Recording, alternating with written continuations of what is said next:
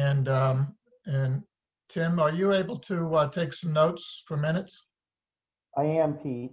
Yes. I'd I'll take appreciate notes as we go through. Yeah, absolutely.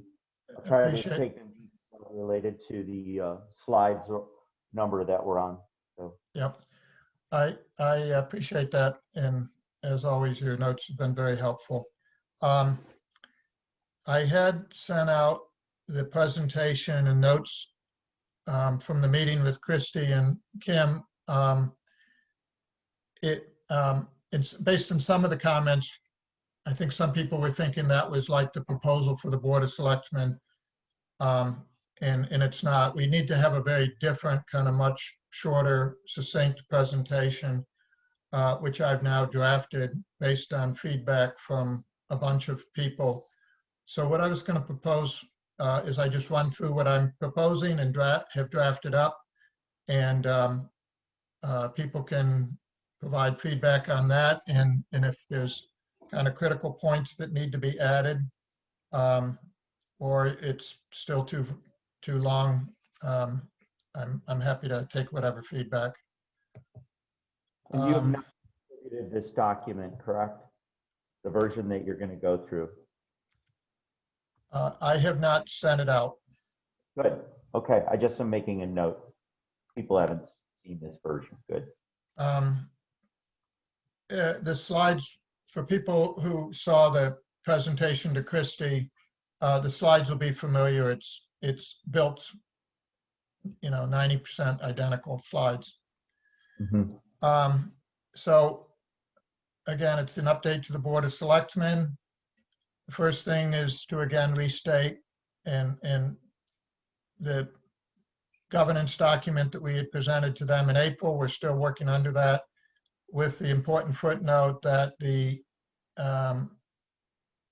as the state shifts its requirements, we will be shifting our requirements. But this was a summary of the April 6th governance document. And the essence of it is to do our fair share of the State Global Warming Solutions Act. Next point, and again, I'm not going to be presenting all the nuance of this to you because I think this is familiar to you, but to say we've done a greenhouse gas inventory and that because we're tracking greenhouse gas reductions as our primary goal, we needed a good solid baseline. So using the MAPC tool, we've developed a 2017 inventory for the town. And in some ways not surprising, but it is in stark attention to, or stark clarity that these four sectors provide such a high percent of the total. And I think that's important to set that point early, because as we get later into it, we want to emphasize that we're focusing our time on those four sectors. Again, a summary of the dynamic environment in the state, that since we started the Climate Action Plan Task Force, the governor has changed the goal for 2050, and in the administration has taken action against the governor's declaration. In addition, the legislative branch is got bills that are in conference committee that will even further move to a more aggressive goal. So it's in this environment that we're operating, where the rules are changing, but they're all changing in ways that increase the goal for us, but also provide new programs and policies that we can take advantage of. I need to transition to this Implementation Advisory Committee, which is a key element of the Global Warming Solutions Act.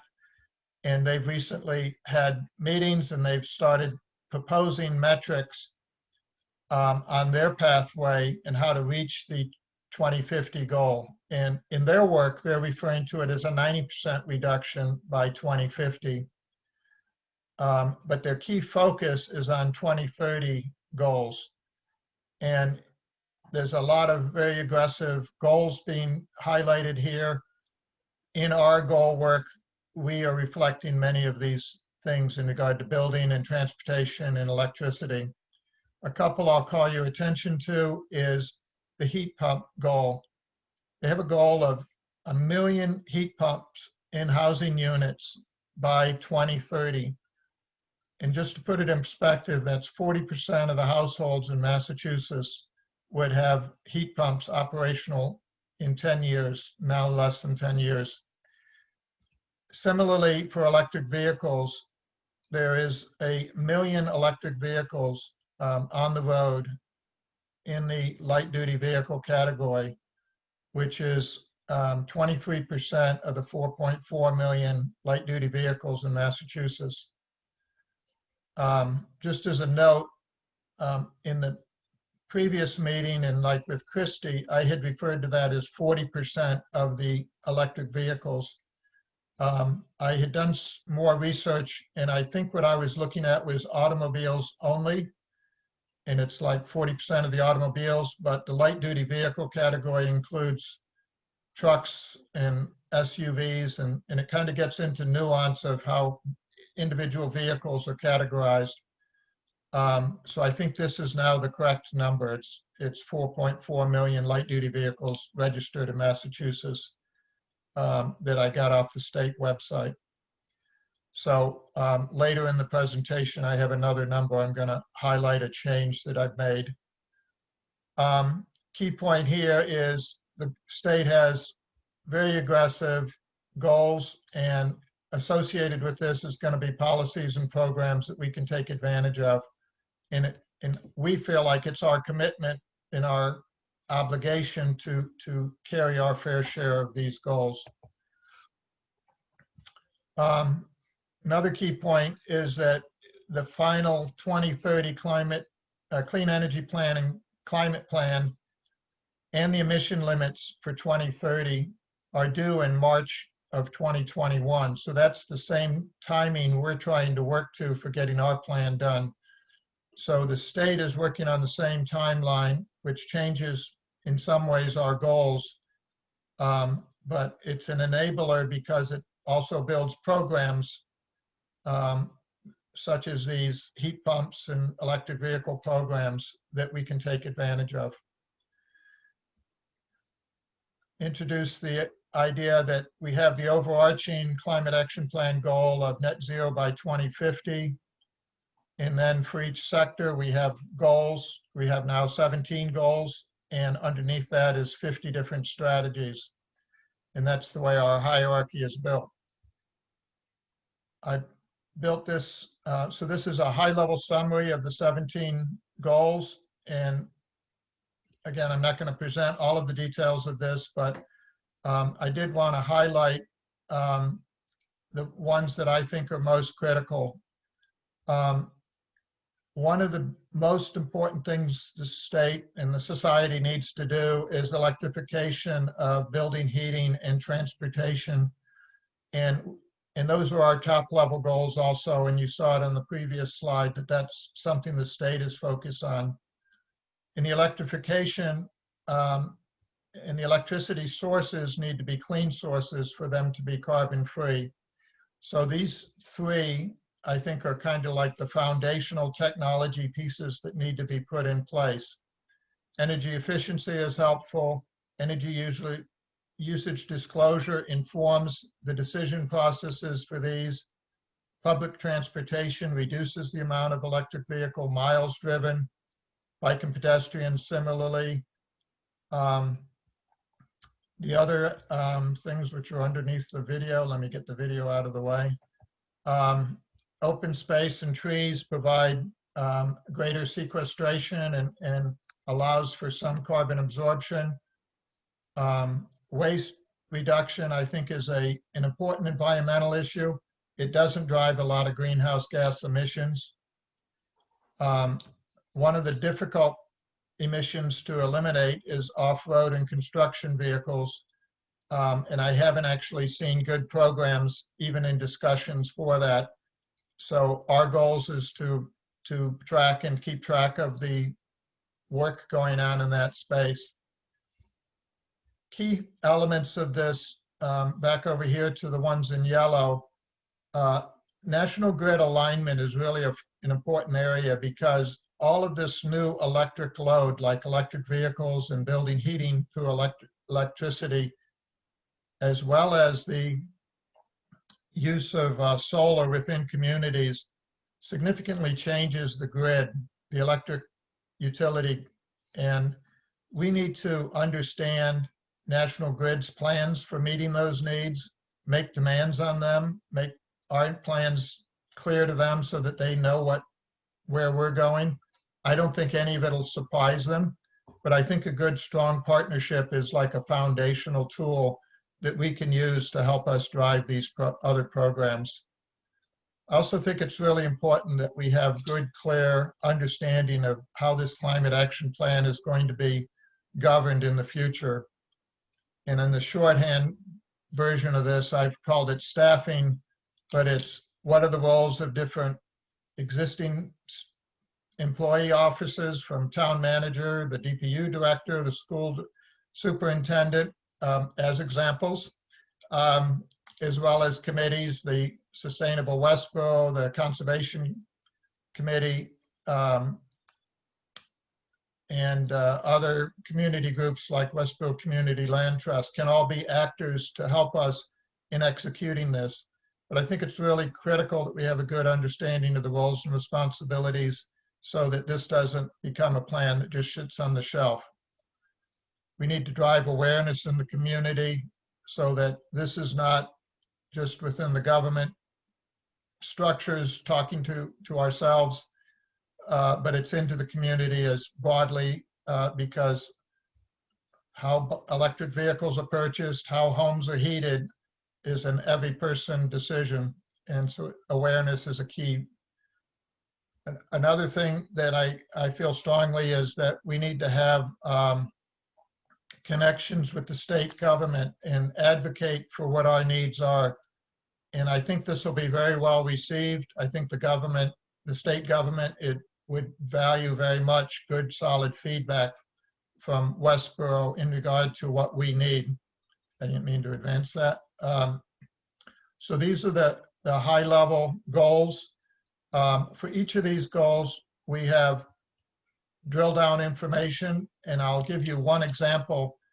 And I picked the transportation sector, and in the top goal for that is just earlier mentioned, is that electric vehicles need to be 25% of the electric vehicles registered in Westboro by 2030.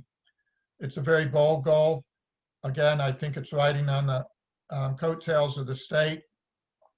I think there's a set of strategies that are highlighted here. I think we could probably identify additional strategies as time goes on.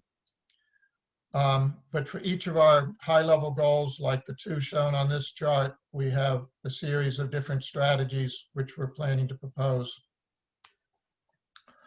Excuse me. I did highlight the 25% because when the transportation working group met, we had agreed on 40% because I told them that was the state goal, but then I figured out that I'd done the math based on the wrong sample size, and it's more like 25%.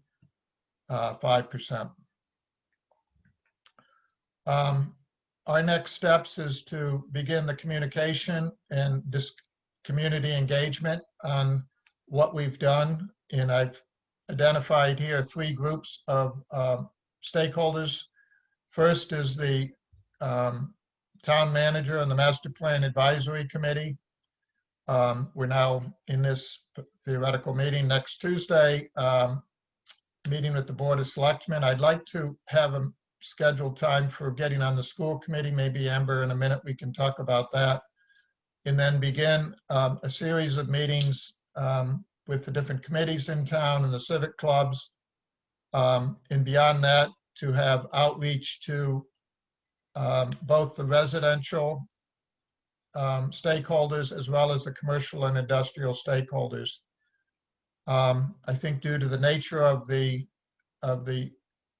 people involved, the community outreach for commercial and industrial is more likely to be one-on-one or small group meetings. where residential outreach will be trying to reach out to the largest group we can. And in the COVID world, it'll be Zoom meetings. The timeline for that is to complete that work from now through the middle of December so that we have all of the feedback so we can document the plan and complete it by March of 2021. So that is the summary form of the presentation. Again, I kind of skipped over some of the front end stuff. If I stop sharing for a minute, what do you think? Too much? Still too much, or? Pete, you said you skipped over something at the front. Did you mean there's additional slides, or just the way you were going to explain it? The way I was going to explain it. I didn't give all the verbiage I would plan on Okay. some of the front end slides, just because Pete, I thought your verbal comments were very facile, and one of the questions I wrote in the notes here was whether you were speaking from bullet points in the notes section or something of the slides, or is it just you're well rehearsed on this content? I'm not being glib. I'm really curious because I like the crispness of the points. I tend to think about this a lot, so it just kind of comes out. Okay. I have a couple of suggestions when we get to it, but that's fine. I would actually, I do have a recording of it now, and I'm looking at the time. Did anybody get a sense? Was that 30 minutes? It seemed like a lot of time's gone. Oh no, we started at It was 5. about 15. I was thinking we started at 5:30. I looked up at the time and I said, "Wow, the time's gone fast."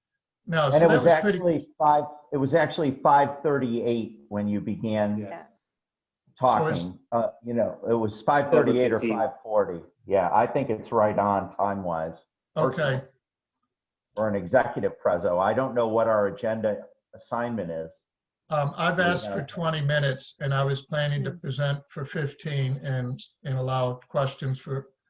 So I did have a discussion with Shelby and an email, actually a text exchange with Christie.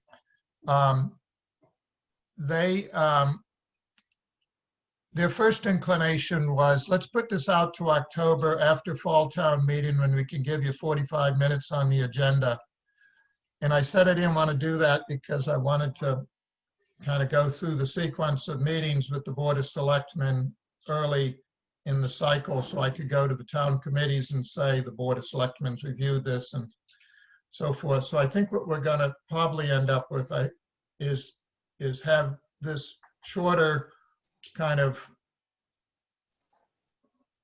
discussion and kind of approval to take it out to the community as is, and then come back in October or November with a deeper dive, maybe after much of the community meetings have been completed, maybe even into December, and have a 45-minute discussion before we begin drafting kind of final document language.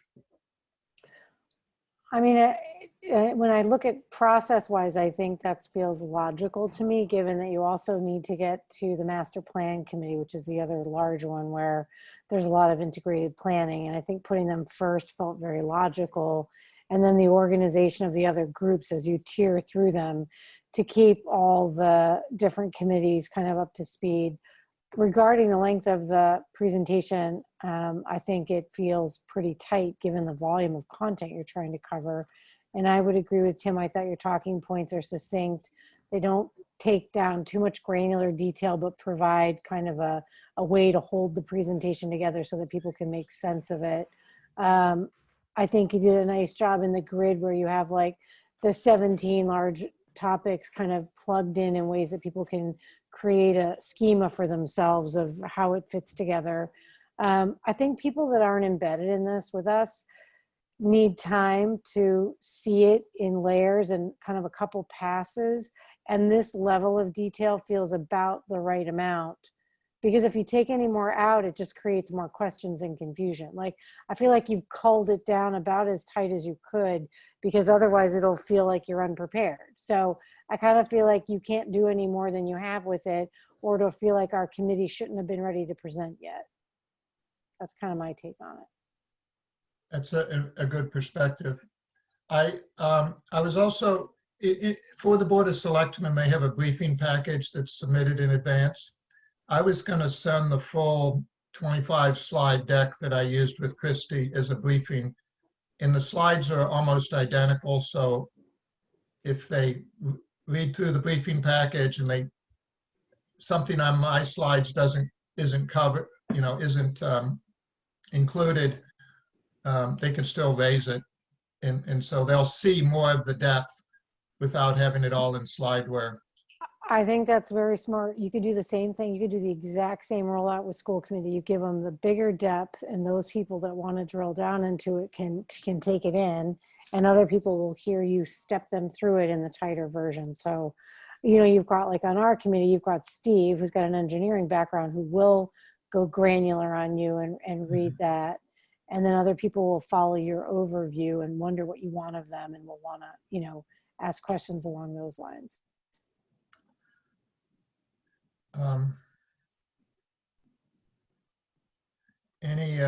Thank you for that. So Chris, your feedback to me, you see some of it reflected in the way I handled the implementation advisory committee, trying to highlight those two. I thought those were good points. Any other feedback as you see it in total? I think it's, Amber said it, I think it's on target. I guess the only two things I was thinking is, in anticipation of what the Board of Selectmen are going to be asking about or interested in, I think, I don't know this for sure, but just based on kind of anecdotal in some of the meetings we've had in the past about concern from residents of being signed up for stuff that they don't necessarily want to be signed up for. I know that's not what this plan will do, but I think weaving that in there somewhere in terms of this is a plan to be executed by others in the future, to be determined, but we're not signing the town up for, or residents up for, heat pumps or whatever. We're proposing a mechanism to address greenhouse gases. And if that is an option for a resident, then that's an option.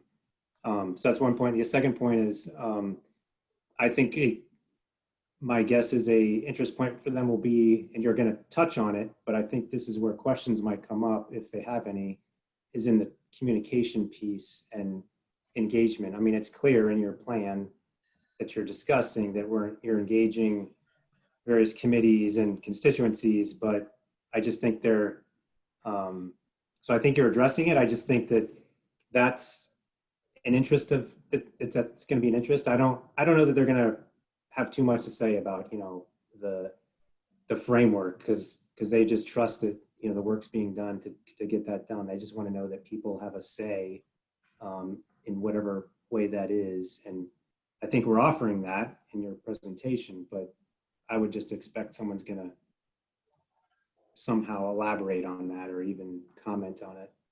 Well, I think that's a good point, Chris. And I know for my board, one of the things that I've directed in my notes to them, which is sometimes helpful, is to be clear what I want of them. So it would be the goal for selectmen is to receive the information, to pose questions, and to just see it as a learning opportunity of a stage, like the opening door of a long-term project. Like, you just frame it a little bit for them so they know the context for, that helps my board. Like, oh, so I'm not supposed to vote. This isn't something we have to do right now. It's informational. Or if you are seeking their support, like you're looking for them to verbally acknowledge the direction of the committee and the goals of the work, all to be, to Chris's point, determined through action plans later developed by the appropriate committees under the stewardship of the selectmen or, other organizations. So I think it's better to kind of like let them know whatever they are. I think that's good feedback. I did have with Christie, and I actually just reworded it, some preamble notes before I got into any slides that talks about some of those ideas. But I think one point Chris raised and you emphasized was kind of what are residents and businesses in town going to feel as a result of this? And what are they going to feel today, as a result of this meeting? It's nothing. It's just a plan and so forth. What are they going to feel over time? They're going to feel change. It's a dynamic environment, and it's talking about new electric vehicles and new heat pumps and stuff. But the tools to be used here are education and awareness, financial programs driven by the state. And if there's things that are changing, like bylaws or zoning, that's town meeting content, and it would all be brought back to the town for consideration within the context of this bigger plan. Right. I think you understand that well, having like gone through the Yep. different kind of processes. You might, and it depends on how much you want to do. I think you've done plenty of work. I don't think you have to do more to go before them and provide thoughtfully. You could write an executive set of bulleted points at like an executive memo of just like, here's why I'm here and what we need from you. But Christy can frame that up for you too, and she's very good at it. So she can frame the context for you if you ask that of her. Yeah. And it doesn't always have to be on you. You're coming to present, and one of her jobs is to kind of set context. So if you've already talked to her, she might well do that for you.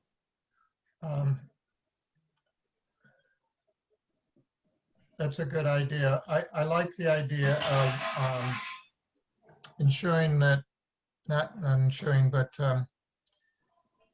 having other stakeholders show they have skin in the game, they're vested in the process and so forth. So I think having her make some introductory comments is helpful in that she's seen more of the details. She had, we had an hour plus meeting with her already.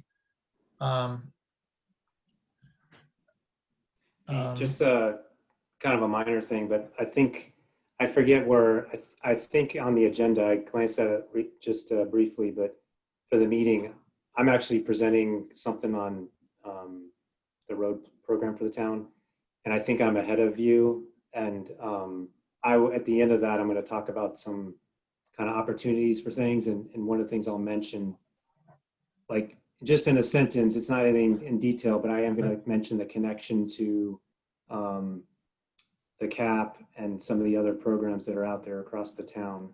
Just so you know. I think those things are all helpful to show that this is a united effort. It's not kind of one committee with a blind agenda. It's a gathering of input and stuff. So I think that's all helpful.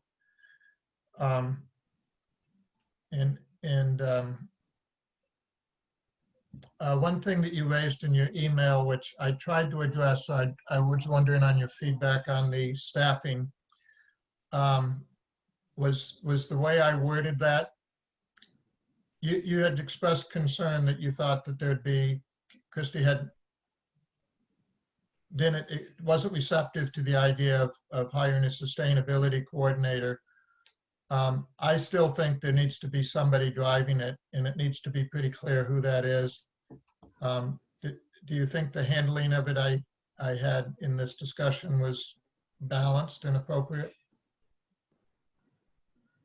Yeah, I think so. And I don't think Christie's, maybe I kind of mischaracterized, but I don't think she's necessarily she's clearly not against anything. It's just more the timing and how it's going to work out over. It's totally that. I get balance it. with everything else. Yeah. She and I have discussed it several times, and I think the regional outreach, that was actually a note I just scribbled here. I think part of it is, could we get a collaboration of multiple communities to share a resource that helps in this space? I think that has some viability. And if it takes a year or something before that gets done, so be it. But it's not going to manage itself. It's going to have some administrative attention on it to keep us going on this. Amber, were you going to say something? It looked like you were. No, I thought you neutralized it well, in the sense that it didn't feel like it was pushing for that. It was more just that we have to acknowledge that it has to have ownership. And if things don't have ownership, they fall apart. So, the idea is that in creating this, it's a document that has to be owned by someone, or it doesn't get the legs it needs. And that's why the original master plan was effective in aspects, because it was owned by the planning board. You know, they owned that implementation, they used it as a guiding document, they pressed forward with that work. And so again, I think ownership, wherever it ends up sitting, is a part to emphasize in that staffing. It can be differentiated or it can be centralized, but over time, it has to live through different departments effectively.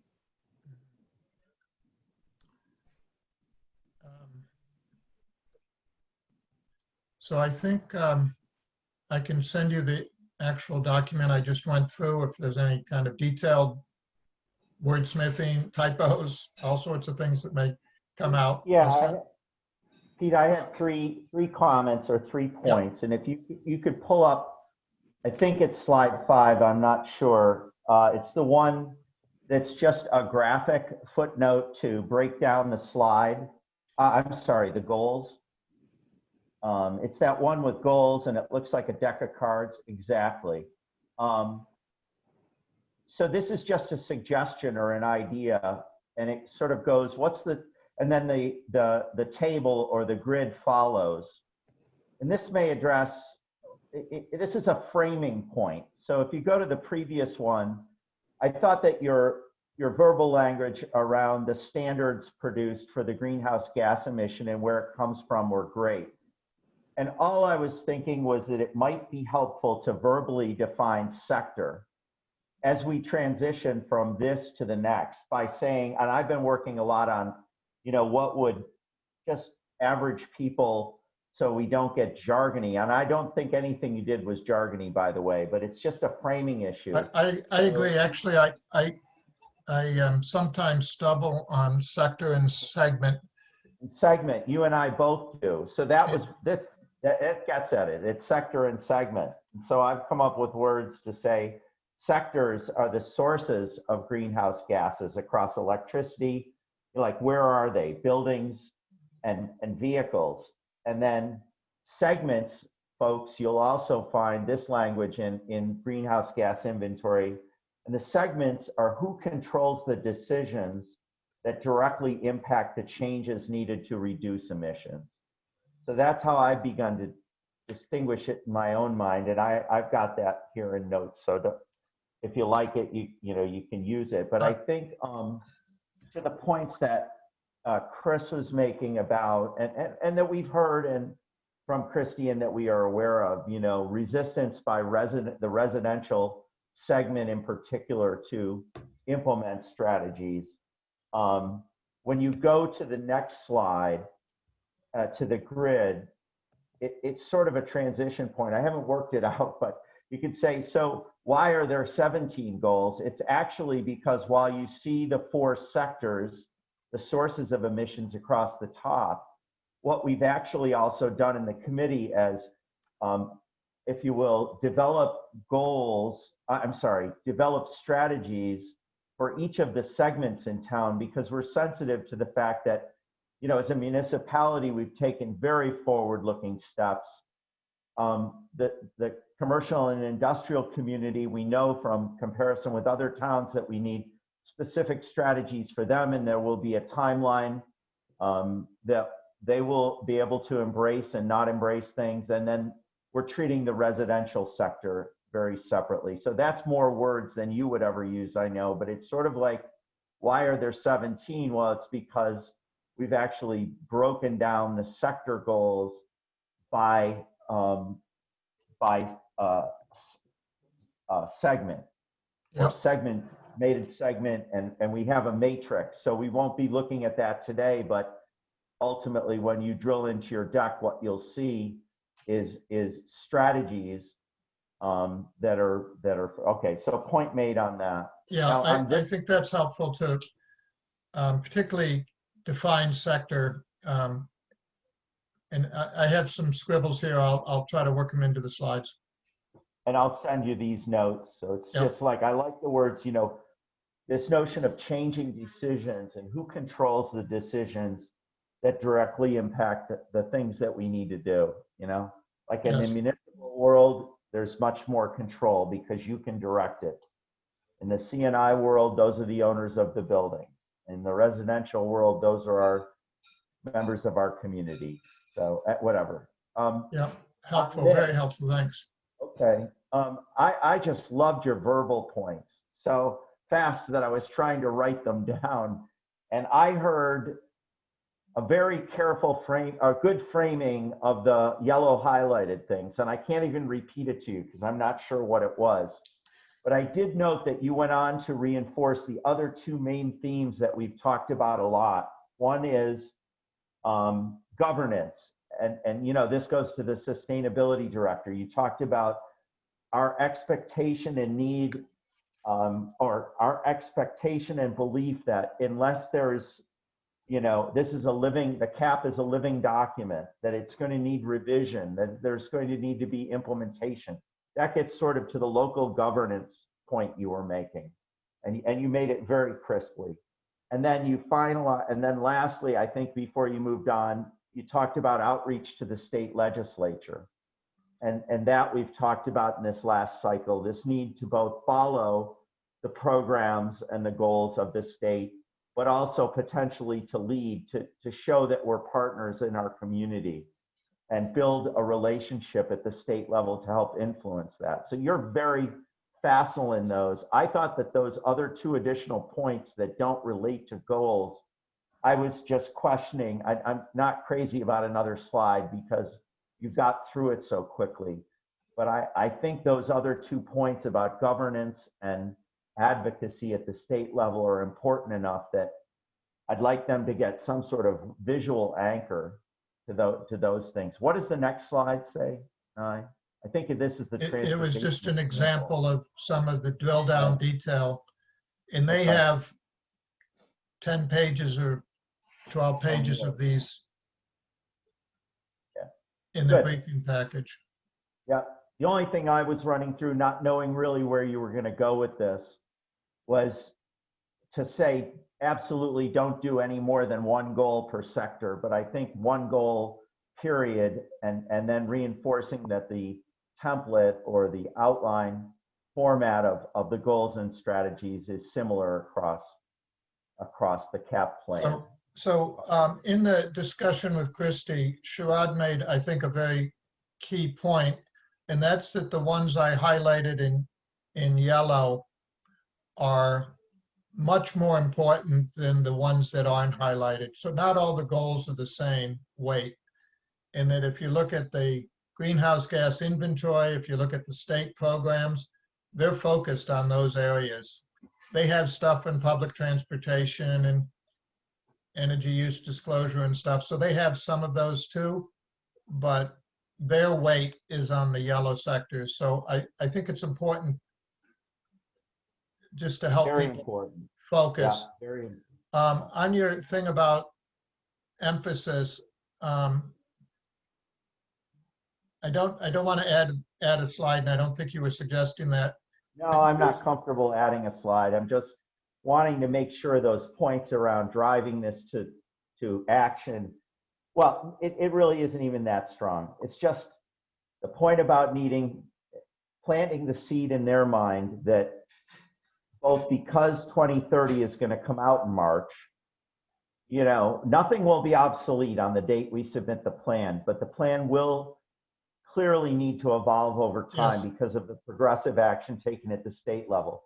You're Yes. very facile in saying that. I just think it's a worthwhile point. And Okay. then One other thing I'll add related to that, it turns out the state delegation, so Dykma, Gregoire, and Kane are going to be at the Board of Selectmen meeting on Tuesday. oh, fabulous. I don't know whether they'll be listening to my section, but they're there for a state, I forgot how she said it, but they're going to do some sort of a state alignment. Well, I think that other minute that you spent when you moved off of local governance and tactical implementation was, you talk about a two-way relationship with the state legislature, Yeah. not just, Yeah. and I'd like you to continue to make that point. So Yeah. that's a good one. That was it from me. The last thing was just around, their packet. when you get to slide 9, is that you'll find the goals all articulated or broken down in a similar way, and you should see pretty literal relationship between the sector we're addressing and the segment on which that strategy works. Yeah. And then you Okay. also, during your remarks, talked about,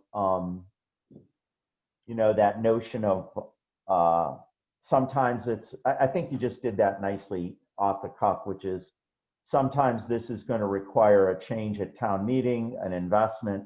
Other times, much of what we're doing is raising awareness, trying to persuade people to different decisions. So the strategies themselves are a mix of different kinds of tactics, and you did that nicely. That's it. Okay, excellent. Amber, how can you put me on an appropriate school committee agenda, and kind of what timing would you look at for that? Well, let's see. I can definitely put you on the school committee agenda. So, let's see. So we're meeting this Wednesday, the 23rd, and I don't think you're going to want to do a double. I mean, I'm still finalizing that agenda. I mean, I could put you on there. It's not a particularly heavy meeting. I just haven't set the table at all for you to be there, and it might be better if I have a little lead in. I think you meet every 2 weeks.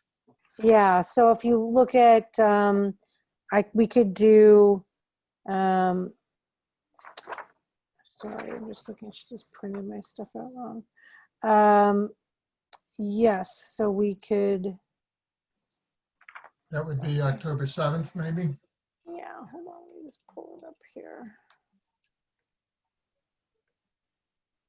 Yeah, so we could pull the 7th, works for me. Do you want to go in there? Yeah, that would be great.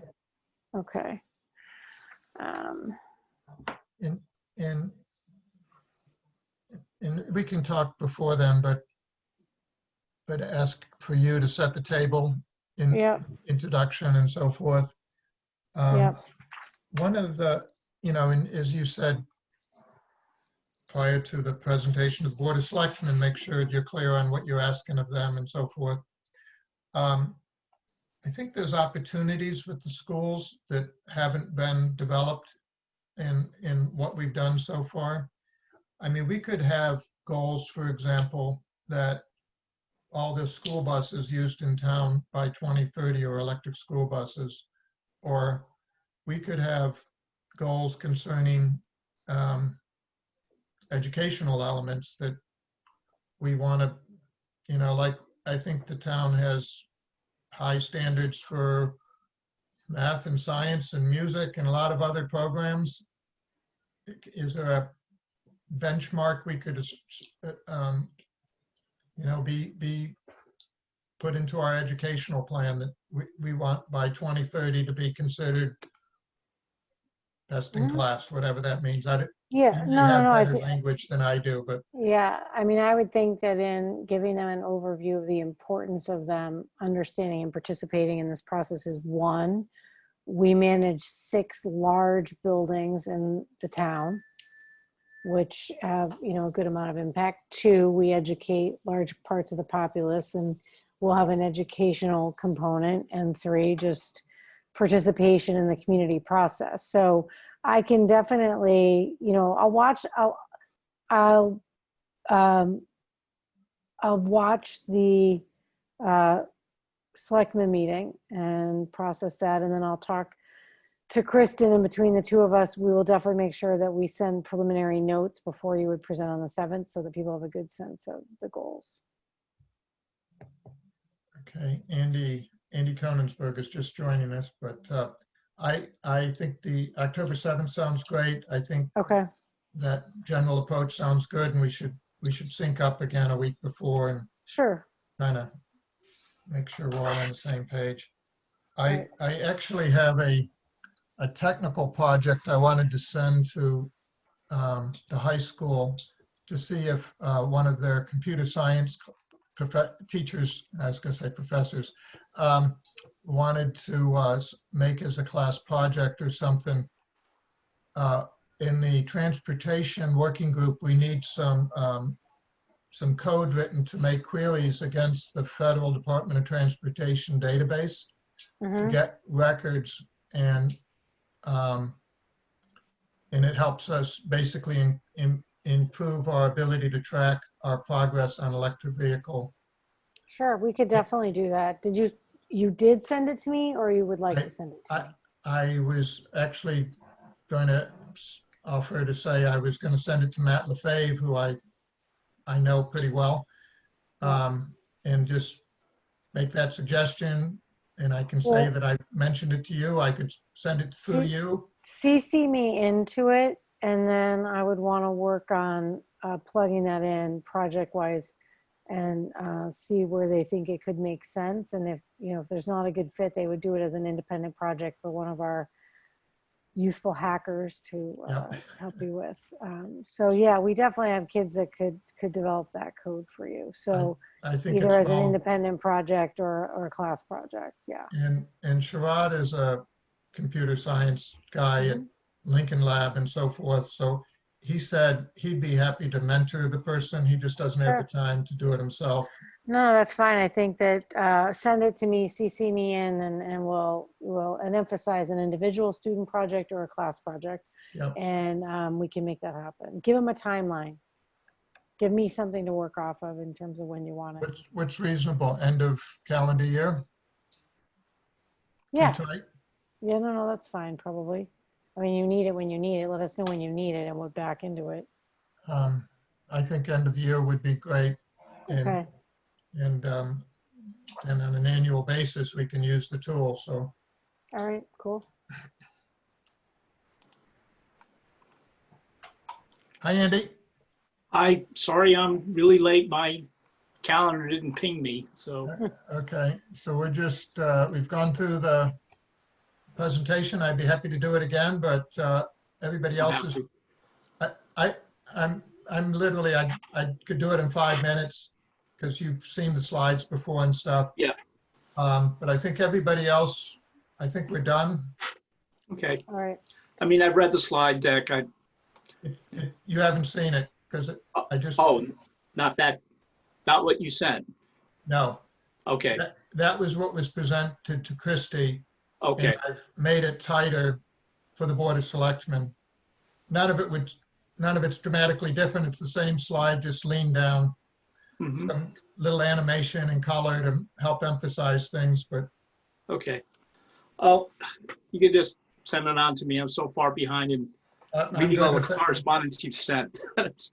You guys are big on correspondence. Yeah, between the master plan committee, the CAP committee, and like I think a couple I'm on at other things, it's kind of hilarious. Like, Pete, you get the award though. You tight, good communication, but there's a lot flowing, so it's good. Yeah. Well. It's needed, I know. I do have to hop out. I'd like to crush some other work. Good to see you guys. Thank you. Thank you, Amber, for all you're doing. Just as a light moment, it's not lost on us that we're working on carbon reduction in the next decade, and you're trying to survive every day. So thank you. That's so kind of you. You know what I mean? It's sort of I like, do. It's wow. moment to moment survival. We're trying to keep things going, but great respect for the hard work you're doing. Thank you. Thank you. Yes, lots going on. Listen, you guys take care. Good to see you all. All right. Good night. Yeah. All right. Pete, I'll sign off. When I get some internet, I'll send you these notes. Okay. Thank you. I'm out too, Pete. Yeah. Great. Very good. Thank you for your help. So long. Bye, Chris. Thank you. Yep. Bye-bye.